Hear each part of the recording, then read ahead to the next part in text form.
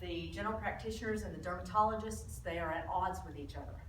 Because the dermatologist says full sunscreen all the time. You never go out in the sun showing any part of your skin. The internal medicine doctors say they have to have vitamin D. So it turns out that you only need 20 minutes on your arms once a week. And that gives you the full week's worth of vitamin D. So you do have to get sun, and I do that in the winter.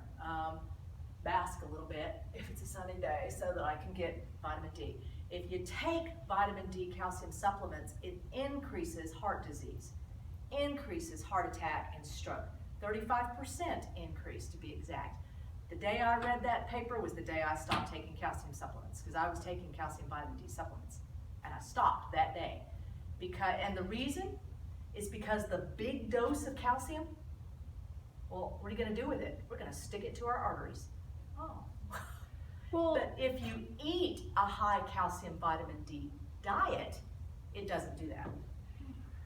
Doesn't the depot shot, when somebody who takes the birth control, the depot, it does something for like your bones, and they tell you to, like, deterioration of the bones, so you're supposed to take, they say to take calcium vitamins. So, okay, so you know, okay, so I didn't just dream that. Okay, but better to have a high calcium diet rather than hot calcium supplements. Why do they recommend it then? Well, because not everyone's got that message. Even the general practitioner I saw, when I said, I don't want calcium supplements, well, yeah, there's an increase in heart disease, but you'll be okay. No. So I just increased dairy products and stood out in the sun once a week. Oh man. What about like, you know how some orange juice is geared towards calcium. children, and it'll say like high in calcium and vitamin D. They're like reinforced. Is that okay? Because that's more, seems like that might be like a lower dose rather than taking a pill. You'd have to look and see how much they're delivering at a time. So like if it's the recommended daily value. All at once? I don't know. Yeah, is that Yeah, bad? that's bad. That's bad. Okay. You'd So want it it divided over the day. Okay. So it should. They could still drink it, but maybe just like 2 ounces instead of 8 ounces. Instead of like the whole day's Yes. dose, because they're still drinking other stuff. Yeah. Yeah. Okay. All right. Multiple sclerosis is an autoimmune disorder, and it increases the farther away you are from the equator because you have less vitamin D. It is not common in the Inuits in the Arctic Circle because they eat a high vitamin D diet, because they eat fish blubber. All right, now let's talk about the prostaglandins. They are autocrine regulators. Remember what autocrine means. They are all derived from the plasma membrane, and I want you to look at what the things that prostaglandins do. Notice that they affect smooth muscles. Some cause relaxation, some cause the cramps of menstrual cramps. Okay, that's that one right there. They also affect the size of blood vessels. Vasodilate makes them bigger, vasoconstriction makes them smaller. They affect whether or not platelets are going to aggregate. Not, yes. Notice over here, the leukotrienes are affecting bronchial constriction as well. Got to stop and look at that because a lot of our drugs block prostaglandins. Oh, let me go back up. And notice that the precursor, you have to have this enzyme, which is COX, C-O-X. You have to have that enzyme to get the prostaglandins. So inflammatory process plays a role in ovulation, uterine contractions, inhibits gastric secretion, so it protects the stomach. Causes constriction or dilation of the bronchioles, vasoconstriction or dilators, affects clotting, and causes vasodilation in the kidneys. Now, this is why we have to know that, because we take drugs to inhibit the prostaglandins. And the way the drugs work, they inhibit that enzyme. So steroids inhibit the enzyme, which is why they increase blood clotting. The non-steroidal anti-inflammatory drugs, ibuprofen, aspirin, ketoprofen, all of those, also block the enzyme. So COX-1 causes blood clotting and protects the stomach. So if you take aspirin that blocks COX-1 to thin the blood so you don't get as much clotting, but it will also increase gastric secretions. Or maybe I should say it influences the amount of digestive enzyme action on the stomach. So it increases GI bleeding. So it's only indicated, that daily low dose aspirin is only indicated if your risk of heart disease is greater than your risk of GI bleeding. And they looked at just given everybody over the age of 50 daily aspirin, and they had a 40% increase in death due to GI bleeding. And only like a modest 10-15% reduction in heart disease. So daily aspirin is not recommended just routinely for middle-aged adults. COX-2, that one is hydrocortisone is the one that's blocking that. All right, now we have aspirin. So it's going to be a problem. A single dose is not a problem, but we're talking daily doses. So then they came up with Celebrex and Vioxx, that they protected the GI system but relieved inflammation. Then they discovered that they increased blood clotting, and people were dying of strokes and heart attacks. So Vioxx is off the market, sued for zillions of dollars and lost the lawsuit. So they don't make Vioxx anymore. They do still make Celebrex, and there's commercials right now about Celebrex. Listen to the narrator, where the narrator talks about make sure that the benefit is clearly greater than the risk. I dislocated my kneecap one time when I was like 18 and I took Vioxx, just a 10 days dose. But I'm okay. I also had a short run of Vioxx too when I had back pain. Okay, that was before they realized what it was doing. Yeah. All right. Tylenol does not relieve inflammation. It will relieve fever and pain, but not inflammation. And then the leukotriene blockers like Singulair, they keep the bronchioles dilated so people can breathe better. Okay, we have some presentations. Found some melatonin stuff here. Oh yeah, where's it from? It says it's formerly derived from animal pineal tissue such as bovine. Oh! Okay, it comes from cows. No, thank you.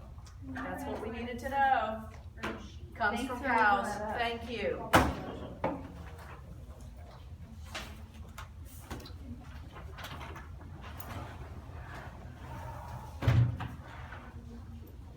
I have to turn out the lights to be able to see. Yes. Hi, I'm going to talk to you guys about hypothyroidism. My name is Kimberly Lorenz. I chose this because about a year and a half ago I was diagnosed with it, so I was kind of curious to find out what causes it. As we remember from anatomy, the thyroid gland is located right here on the trachea. It is innervated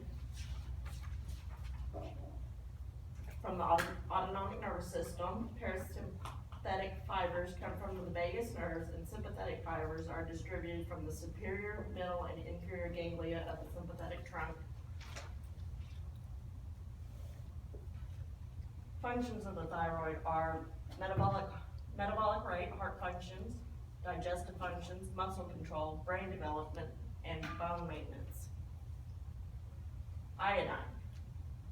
Iodine is a key role in proper thyroid production. It is the attachment of one iodine to two tyrosine produces monoiodotyrosine, or MIT, and the attachment of two iodine to tyrosine produces diiodotyrosine, or DIT. So when two of these DIT molecules join together, you get T4. When one of the MITs and the DIT join together, that's where you get the T3.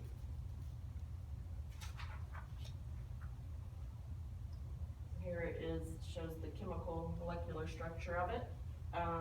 T4 is the main hormone produced by the thyroid, acting to increase the metabolic rate and so regulating growth and development. T3 is a thyroid hormone similar to T4 but having a greater potency.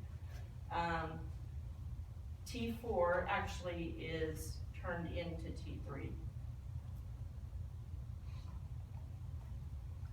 So iodine is actively transported into the follicular cells. Once inside the colloid, it is converted into iodine and attached to tyrosine amino acids within the thyroglobulin protein. Upon stimulation by TSH, the thyroid hormones, which are bound to thyroglobulin, are taken into the follicular cells by pinocytosis, which is the ingestion of liquid into a cell by the budding of small vesicles from the cell membrane. Hydrolysis reactions within the follicular cells release the T4 and the T3 into the bloodstream. So it's when it comes into here, joins here, gets kicked out there. So that's basically normal, healthy, functioning thyroid. So hypothyroidism can be caused by follicle cell defect in T3 and T4 synthesis, hypothalamic defect in TRH synthesis, anterior lobe or pituitary defect in TSH synthesis, or as Dr. Ratliff was talking about, dietary iodine. This is, as you remember, the negative feedback that she had shown. Of course, this is all from the hypothalamus down to the pituitary, shuts off. When you have inadequate iodine, that's when you have a inhibition in the negative feedback loop. So then you will get a lot more TSH being produced, which will cause the thyroid to grow larger, creating a goiter. Now, the way I found out about mine is my neck was swelling. I still have some swelling in there. I went to the doctor, I thought it was my tonsils. Turns out it was a goiter. So they can be small, or they can get really large in countries, like she was saying, that don't have a whole lot of iodine. This is the normal shape of what the thyroid should look like. This is it enlarged.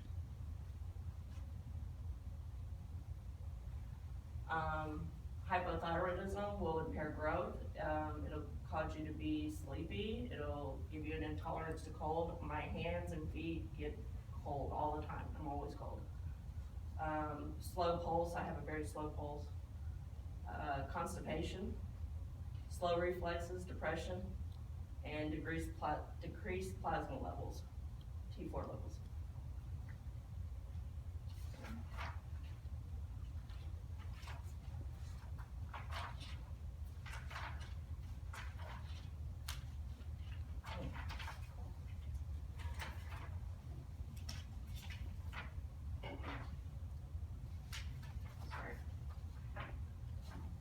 So the feedback loop involves the following. TRH from the hypothalamus stimulates the release of TSH from the anterior pituitary, which in turn stimulates the thyroid gland to release T4 and T3. With low circulating levels of thyroid hormones, the negative feedback will cause an elevation in the TSH output. That is the goiter.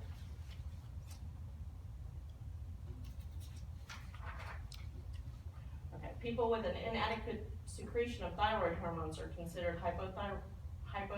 Remember, the thyroid follicles secrete thyroxine or T4 in response to stimulation by TSH from the pituitary. The thyroid also secretes T3 in small amounts, also stimulated by TSH. Almost all organs within the body are targets of T4. T4, however, is not the main active form.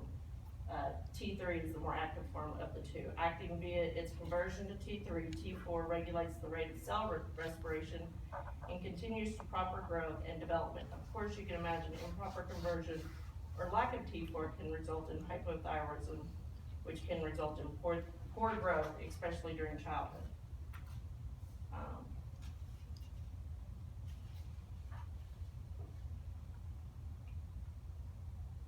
So here you have the metabolic regulation and how it's normally done. T4 via its conversion to T3 stimulates the rate of cell respiration in almost all cells in the body. Much of the energy liberated during cellular respiration escapes as heat, and uncoupling of proteins increase the amount of food energy that it escapes as heat. Because T4 stimulates the